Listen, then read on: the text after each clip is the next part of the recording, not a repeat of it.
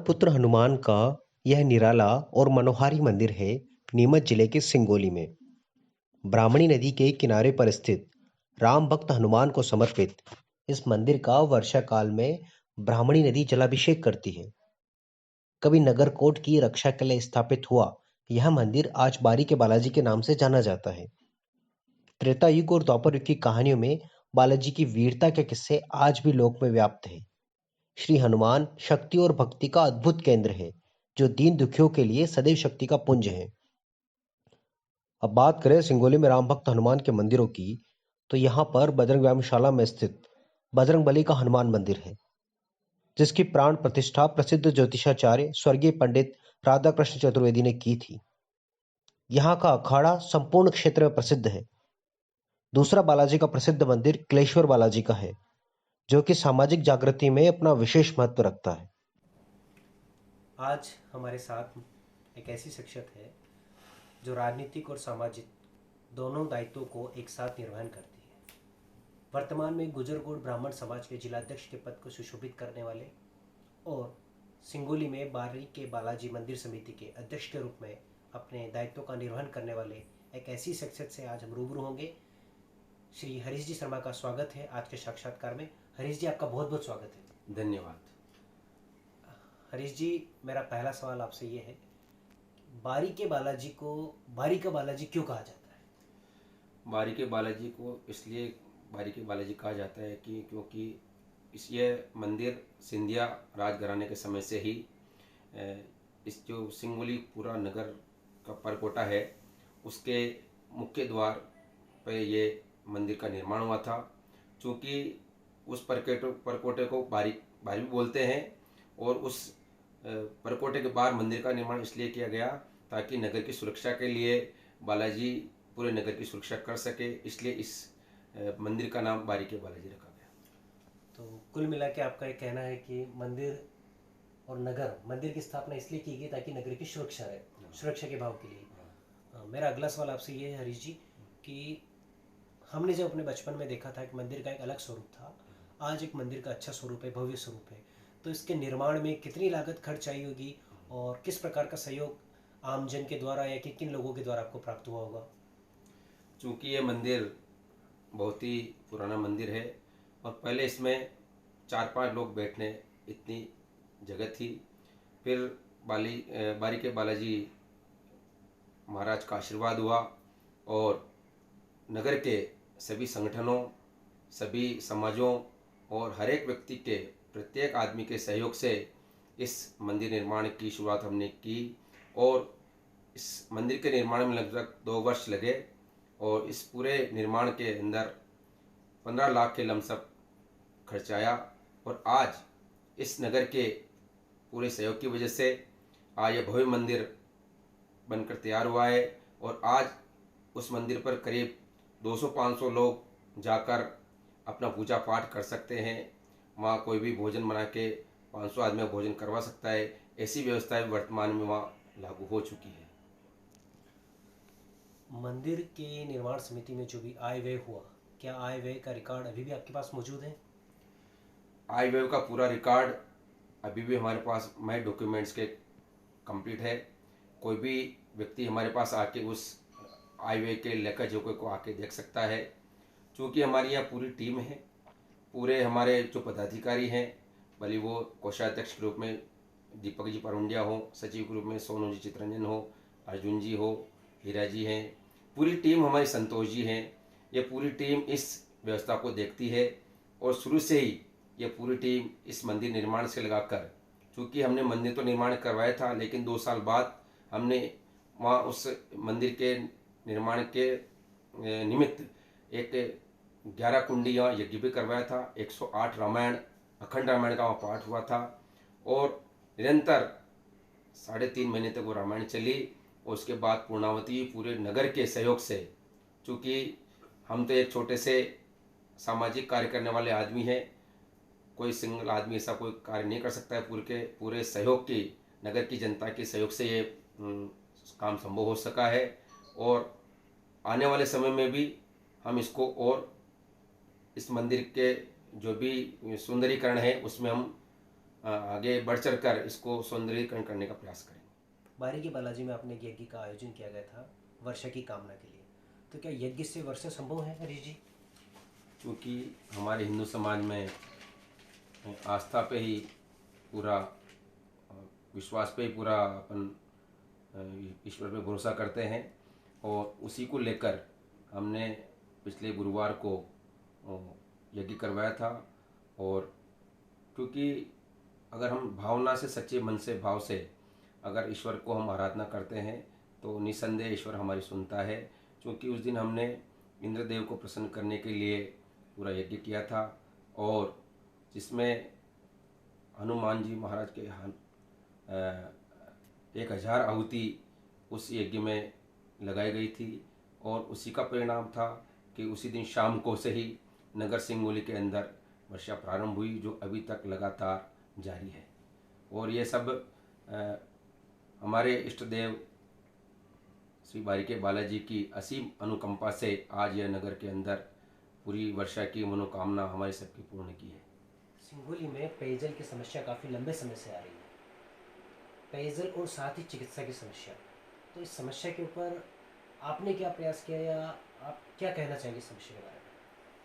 चूँकि पेयजल की समस्या तो हर वर्ष रहती है, लेकिन इस वर्ष ग्रीष्म काल में चूँकि पानी का स्तर बहुत नीचे चला गया था और जितने भी बोर थे वो सब सूख गए थे और परिवहन की क्या है कि माननीय कलेक्टर महोदय ने कुछ समय के लिए पाबंदी लगा दी थी, आप पानी का परिवहन नहीं कर सकते।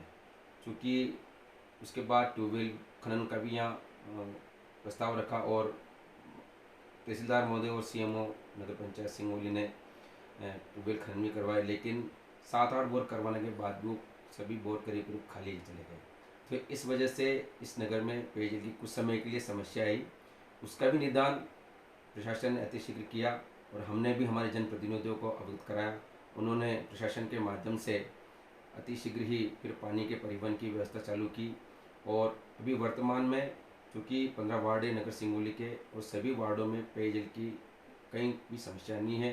अभी हर एक दिन छोड़ के यहाँ पानी का वितरण हो रहा है और चूँकि हर वर्ष होता है, लेकिन इस वर्ष कुछ ज़्यादा समस्या जल की आई तो गांव वालों ने पूरा सहयोग किया। क्योंकि आने वाले समय में भी हम इसका स्थायी निदान करेंगे ताकि नगर में पेयजल की समस्या से बार बार जनता को इस तरह की सामना न करना। अभी कुछ रोज पहले ही वार्ड क्रमांक 10, 9, 11 में समस्या आई थी। सोशल मीडिया के व्हाट्सएप ग्रुपों में समस्या अक्सर आती रहती है कि 4 दिन हो गए, 7 दिन हो गए, 10 दिन हो गए, पेयजल की व्यवस्था नहीं हो पाई है। और अभी आपने कहा है कि एक दिन छोड़ के एक दिन नल आ रहे हैं, तो कहीं ये कम्युनिकेशन में कमी है या फिर इसके स्थायी समाधान की ओर आप लोग प्रयासरत हैं? क्योंकि हमारा फोकस तो यही है कि हम प्रतिदिन जल वितरण का कार्य पूरी नगर जनता को जल मिले। क्योंकि वर्तमान में क्या है कि पानी की कमी होने की वजह से ये हम पूर्ति नहीं कर पा रहे हैं। क्योंकि अभी टैंकर का जो अभी टेंडर हुआ था वो टैंकर के टेंडर के माध्यम से जल का वहाँ स्टोरेज हो रहा है। क्योंकि नलकूप खनन में भी पानी अधिकांशतः नलकूपों में पानी ख़त्म हो चुका है और ठेकेदार को भी हमने बोला है कि आप टैंकर बढ़ाए, तो उनका ये कहना था कि हम टैंकर 2 की जगह 5 लगा दें। अभी 200-250 टैंकर वर्तमान में स्टोरेज के लिए वहाँ आ रहे थे, लेकिन बीच में ऐसी पोजीशन आई कि खनन में पानी नहीं था, तो इस वजह से कुछ समय के लिए कुछ वार्डों में 3-4 दिन नहीं आए, लेकिन वापस व्यवस्था को सुधारा। और चूँकि अब आज की तारीख में तो पानी सिंगोली के ऊपर इंद्रदेव ने कृपा की है, तो अभी आज की तारीख में पानी की कोई कमी नहीं है। लेकिन हम चाहते हैं कि ये एक दिन छोड़ के भी एक दिन नल नहीं आए, प्रतिदिन नल हर घर में पानी पहुँचे, ऐसा हमारा प्रयास है। चिकित्सा की समस्या यहाँ क्षेत्र की काफ़ी लंबे समय से एक समस्या रही है। क्षेत्र की जनता हमेशा चिकित्सकों की मांग को लेकर कभी ज्ञापन, कभी आंदोलन, कभी धरना प्रदर्शन करती रहती है, मगर स्थायी चिकित्सक का समाधान न होना एक क्षेत्र की विडंबना है। क्षेत्र में विधायक है, भाजपा की सरकार है, मंत्री है, सेंट्रल में भाजपा की सरकार है, तो क्या क्षेत्र की जनता आशा करती है कि सिंगोली को जल्दी चिकित्सा कर्मी का स्थायी जो पद है उस पर स्थायी नियुक्ति होगी? शुभम जी, इसमें आपका मुद्दा सही है, क्योंकि यहाँ सिंगोली नगर 125 गांव का प्रमुख केंद्र है। यहाँ पे स्थायी चिकित्सक की नितांत आवश्यकता है। इस संबंध में हमारे माननीय मंत्री जी से हमने चर्चा भी की थी। उनको हमने अवगत कराया था कि भाई साहब यहाँ चूँकि चिकित्सक स्थायी तौर पे यहाँ नियुक्त हो।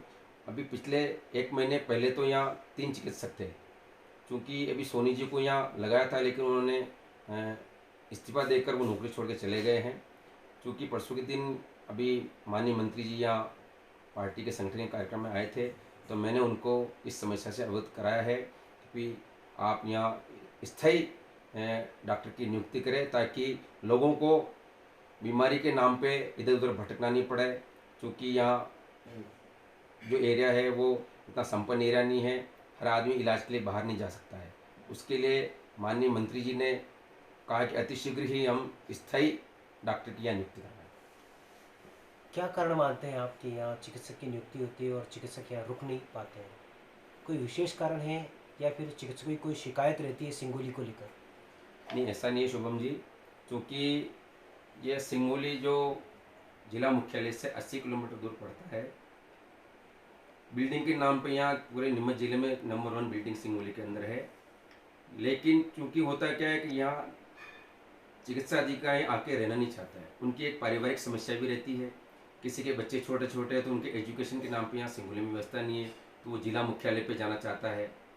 तो उनका पारिवारिक दृष्टि से भी देखें या अन्य उनकी कोई समस्या रहती है, उस वजह से यहाँ नहीं टिक पाते। प्रशासन की तरफ से उनको पूरा सहयोग रहता है क्योंकि अब हर आदमी चाहता है कि हर डॉक्टर चाहता है कि मैं शहर में रहकर नौकरी करूँ, तो यहाँ आना नहीं चाहता है। लेकिन सरकार का प्रयास है कि वो एक स्थायी डॉक्टर यहाँ नियुक्त करें और हमें अतिशीघ्र ही ऐसे डॉक्टर की नियुक्ति हमें देखने को आएंगे। डॉक्टर को लेकर भाजपा पार्टी और आपके मंत्री जी, हमारे भी मंत्री जी जो प्रयासरत हैं और उनके प्रयास, उनकी मेहनत रंग लाएगी। मगर अभी आपने बताया कि डॉक्टरों की एक समस्या रहती है, एक पारिवारिक समस्या रहती है, बच्चों के भविष्य को लेकर उनकी चिंता रहती है। तो डॉक्टरों को भी इस बात का ध्यान रखना चाहिए और सिंगोली में भी कई प्रकार की ऐसी समस्याएं आती है जिसको लेकर सिंगोली की जनता को भी दृष्टिगोचर रखना चाहिए कि डॉक्टरों को भी वो सुख सुविधाएँ मुहैया हो, क्योंकि वो भी हकदार हैं, वो हमारे सेवक हैं, ईश्वर के प्रतिदूत हैं, तो उनके प्रति भी सम्मान बना रहे हैं। क्या आप इस बात से सहमत हैं हरीश जी? बिल्कुल सही है, क्योंकि अभी हमने कोरोना काल में देखा था चिकित्सा विभाग के जितने भी अधिकारी थे उन्होंने अपनी जान को जोखिम में डालकर कोरोना मरीजों का इलाज किया। क्योंकि हम सब लोग उस समय अपने घर में बैठे थे, लेकिन उन्होंने अपने परिवार की चिंता किए बगैर हर व्यक्ति के इलाज में अपना 100% भागीदारी की।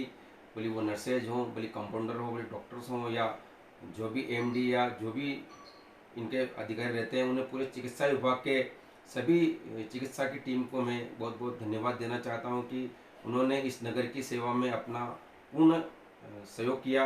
और इस कोरोना काल को हम कभी भूल नहीं सकते हैं कि उनकी सेवाओं को हम कभी भी भुला नहीं पाएंगे। भाजपा में आप काफ़ी लंबे समय से सक्रिय है। सिंगोली नगर में आने वाले समय में नगर पालिका के चुनाव होना सब प्रस्तावित है, तो इन चुनाव को लेकर आपकी क्या भूमिका रहेगी? हमारे दर्शक जानना चाहते हैं कि हरीश जी शर्मा काका जी की या काका साहब की क्या भूमिका रहेगी? चूँकि शुभम जी मैं एक छोटा सा कार्यकर्ता हूँ। अभी तक पार्टी संगठन ने मुझे जो भी दायित्व दिया है उसका मैंने पूरी ईमानदारी के साथ निर्वहन किया है, और आने वाले समय में भी पार्टी मुझे जैसा भी आदेश देगी, जैसा भी दायित्व मुझे देगी, उसका मैं पूरी तरह निर्वहन करने के लिए पूरी तरह से तैयार हूँ। क्योंकि पार्टी में हम सिर्फ पद के लिए काम नहीं करते हैं। पार्टी में जो भी पार्टी का दायित्व आता है उसको ईमानदारी के साथ निर्वहन करके समाज सेवा में समाज के लोगों के बीच हम अपना पार्टी का काम कर सकें, ऐसी मूल भावना को लेकर हम इस पार्टी के अंदर काम करते हैं। क्योंकि मैं एक छोटा सा कार्यकर्ता हूँ, अभी तक मैं कार्य कर रहा हूँ। आने वाले समय में पार्टी को जो भी जिम्मेदारी मुझे दी जाएगी उसका मैं पूर्ण ईमानदारी के साथ उस कर्तव्य का निर्वहन करूँगा। धन्यवाद हरीश जी। तो साथियों, ये थे हरीश जी शर्मा जिन्होंने हमें अपना कीमती समय प्रदान किया और भारत के बालाजी के संबंध में ऐतिहासिक जानकारी प्रदान करने के साथ ही वर्तमान की गंभीर समस्याओं के ऊपर इनके द्वारा किए गए प्रयासों के बारे में इन्होंने बताया। मैं पुनः भी सभी साथियों की ओर से हरीश जी शर्मा का धन्यवाद अर्पित करना चाहता हूँ। बहुत बहुत धन्यवाद हरीश। बहुत बहुत धन्यवाद शुभम।